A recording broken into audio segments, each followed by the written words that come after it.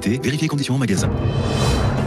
La matinale de Radio Classique avec David Abiker. Et avec Guillaume Tabar à 8h12. Bonjour Guillaume. Bonjour David. François Bayrou anime cette semaine plusieurs réunions consacrées à l'effort en matière de défense. Dans cette période, comment le Premier ministre trouve-t-il sa place à côté du chef de l'État qui lui a retrouvé toute la sienne ? Eh ben oui, c'est vrai que cette place n'est pas facile à trouver pour François Bayrou, car depuis une quinzaine de jours, depuis en gros le revirement de Donald Trump sur l'Ukraine, on a vu Emmanuel Macron, vous l'avez rappelé, revenir au premier plan, et puis surtout l'actualité strictement nationale, autrement dit gouvernementale, s'effacer au profit de la seule actualité internationale.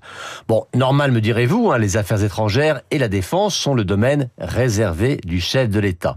Mais si on lit bien la Constitution, l'article 5 dit effectivement que le président de la République est le chef des armées, et lui seul. Mais si on poursuit la lecture, l'article 21 dit explicitement que le Premier ministre est, je cite, responsable de la défense nationale. C'est quand même pas rien, même s'il faut reconnaître que dans les faits, en matière de défense, c'est à l'Élysée que tout se passe. Il y a donc le président d'un côté, mais de l'autre, il y a aussi le ministre des Affaires étrangères et celui de la Défense, qui sont très présents médiatiquement, font beaucoup de pédagogie auprès des Français. Est-ce que ça ne réduit pas aussi l'espace de François Bayrou ? C'est vrai qu'on ne peut pas nier que c'est une autre contrainte pour lui. Alors, de nature un peu différente, parce que Jean-Noël Barrot, le ministre des Affaires étrangères, c'est un modem, un proche de Bayrou, et donc il cherche plutôt à l'aider qu'à le gêner. Sébastien Lecornu, le ministre des Armées, c'est autre chose. Il a failli, n'oublions pas, être nommé Premier ministre plutôt que Bayrou, et il ne désespère pas de lui succéder un jour. Donc oui, il peut y avoir un petit sujet de rivalité. Mais une querelle de personnes, ça ferait désordre dans une telle période et sur un tel enjeu. Alors les deux hommes ont déjeuné ensemble hier, c'était la première fois depuis la formation de ce gouvernement, et jeudi, François Bayrou participera finalement bien à la réunion des chefs de groupes parlementaires et des chefs d'état-major des armées, alors qu'elle semblait initialement prévue autour du seul Sébastien Lecornu.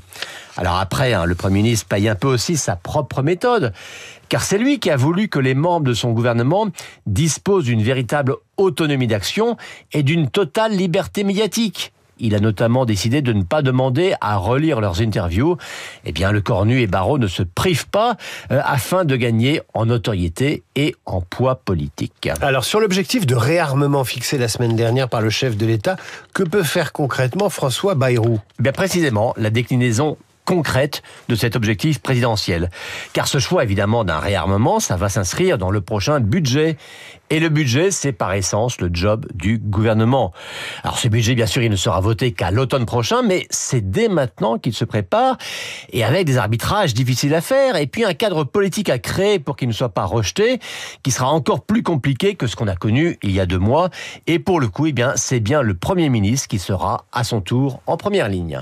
L'éditorial de Guillaume Tabar à retrouver sur lefigaro.fr et sur la chaîne YouTube de Radio Classique.